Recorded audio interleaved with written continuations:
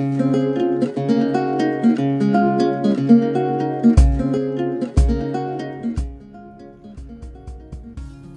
YouTube, once again, this is Major G, broadcasting here from Grand Canyon, Arizona, where I have lived for the past 3 years. As you can see, weather's cleared up a bit. It's getting a bit warmer. There's no more snow, and we're starting to get into our busy season. As you can see, we're starting to amass a few more people. Last time I showed you around here was pretty dead. You see, should be able to see some people right back there. You can see some people. So I think that's actually a tour. No, that's not a tour. But anyway, I'm starting to run a little bit long on that. So welcome back to another edition of Life at Grand Canyon. So today I'm going to talk about something that a lot of people may have some fears on if you're coming to Grand Canyon, whether it is to work or whether it is to visit or to live or work, and that is crime, or as we like to call it here at Grand Canyon, Arizona, the lack of crime. So yes, that is correct. Here at Grand Canyon, we have very, very little crime.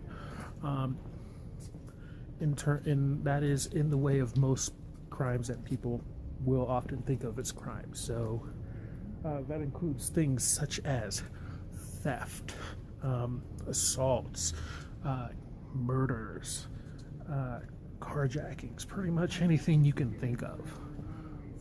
We generally don't have those issues here. And it's actually very, very rare that anything were to happen here. I think the last murder here was probably either in the 90s or the 80s. One of those. Don't quote me on that, but it was a very long time ago.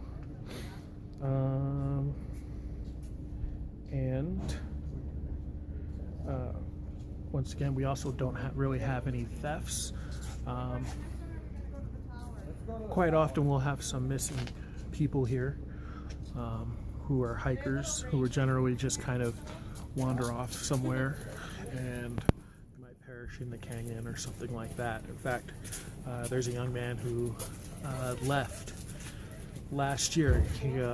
Beginning of last year, 2015, he abandoned his car. And his car was sitting here for a few days, as it often is here at Grand Canyon. Things will often sit for a very long time, and no one will take them. There was an issue, or not an issue, but there's an example that one of the lodges, someone's bike being at one of the bike stands for something like 3 or 5 years. And it had been sitting there for a very long time. By the time I had gotten here, it had been here probably about 2 years. And I think it might still be there if the rangers haven't taken it away already. So yes, in that case, we generally don't have an issue with crime. Now, one of the reasons I like to think that is because we are on federal land. Therefore, what that means is that any crime here is considered to be a federal crime. So our park rangers here, think of like Jellystone Park, Ranger Smith, something like that, except without the goofy outfits, and they carry pistols. And they have assault weapons because this is Arizona. People have assault weapons here.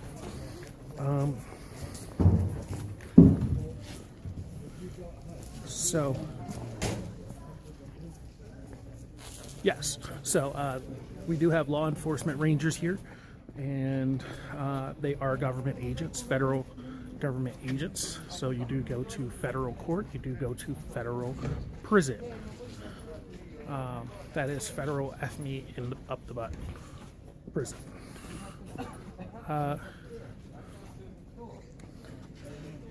And in fact, one of the things that's nice here is that quite often when someone loses something, we will get it back. I've seen money been given back here. I've seen wallets and credit cards are often given back here and put in lost and found. Now, in terms of actual crimes,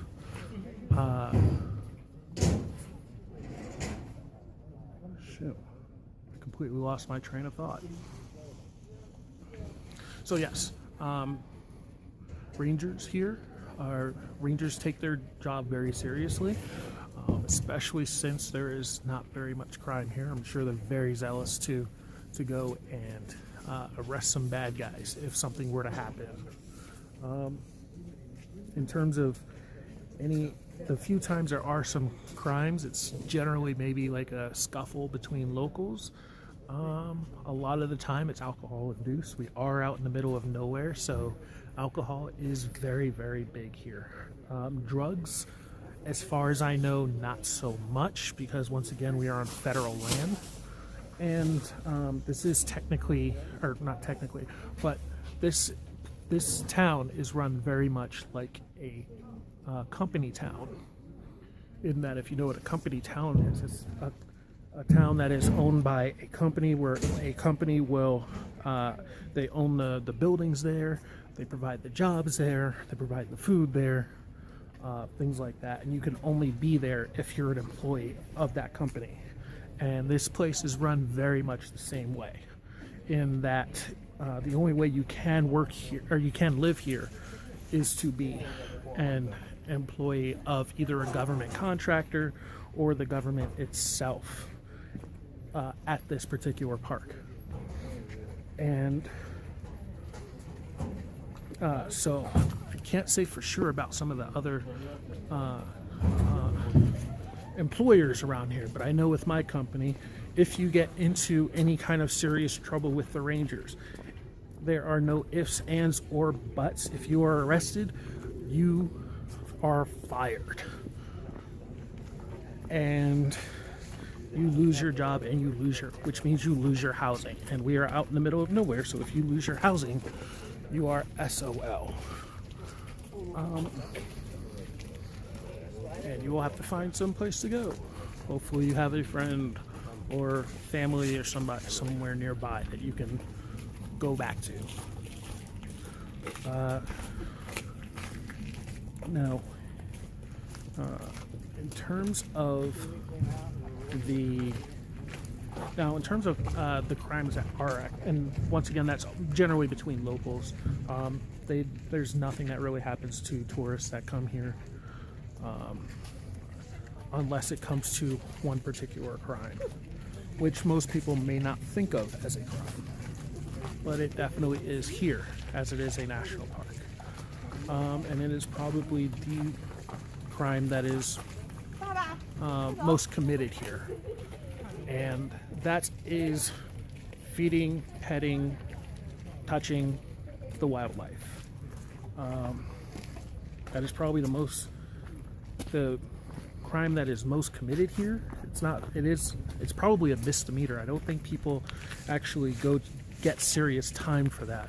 I haven't really seen anyone go to jail over it, unless they actually fight with the Rangers about it, which some people have. There's a case I remember hearing about, a lady who tried to pet one of the elk, and she fought with one of the Rangers about it, and they handcuffed her, and they eventually let her go. But I believe that's a misdemeanor, and it is a very heavy fine. It's a few $100s. Feeding the animals as well. Squirrels here are very fat. Squirrels, raccoons are very, very fat here, because people feed them and are not supposed to be fed.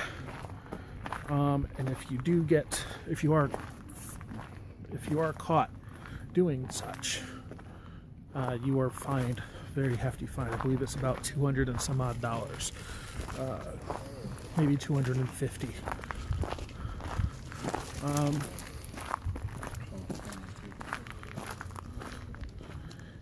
Now, one of the main reasons why you don't want to mess with the wildlife is because of that the first part of that word, wild. They are wild. This is not a petting zoo. This is not the Disney Animal Kingdom. This is a park, so the animals roam free here, and therefore they are wild animals. So what will often happen is that they can be very, very unpredictable. People a lot of times will see people try to feed the squirrels, and then what happens is after they stop feeding the squirrel's still hungry, he still wants something, and then he'll get angry and bite them. Now the squirrel may have all sorts of diseases, as it is, once again, a wild animal, and therefore you would have to go and seek medical attention and get shots. There have been cases of our animals here having rabies. Not all the time, but it happens.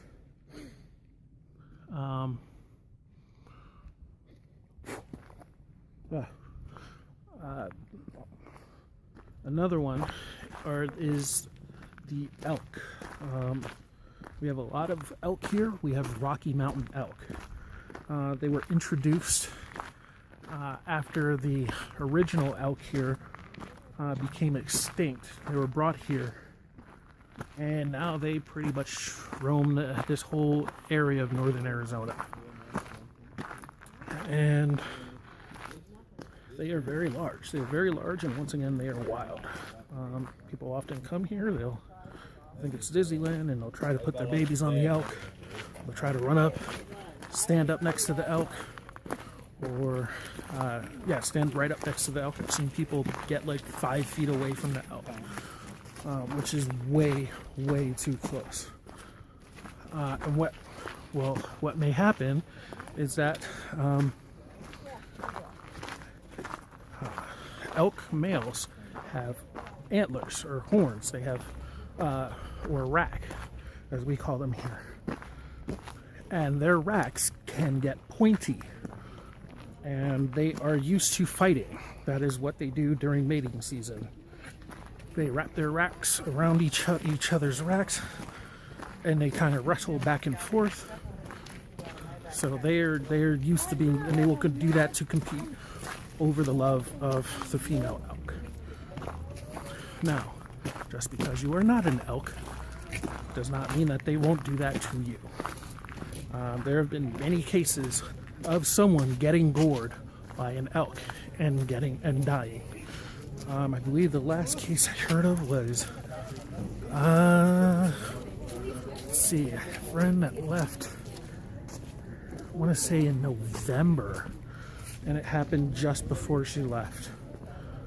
So, within the past 5 months, I would say, is the most recent case I can think of, where a guy was goofing around with the elk. They don't actually put that out, but that's what happened. A guy was goofing around with the elk, and the elk either killed him or seriously injured him, and then they had to put the elk down. So that's something that's very serious around here. Please remember, do not feed the wildlife, because they are wild. Let's see if there's anything else I can think of right now. Yep. I think that's probably about it. I've been walking up and down the rim trail up here. Just kind of pacing, not really going anywhere. Giving you guys a good view of this area. Oh, I gotta remember to do that more slowly. So, giving you guys a little bit of a view of this area here. So,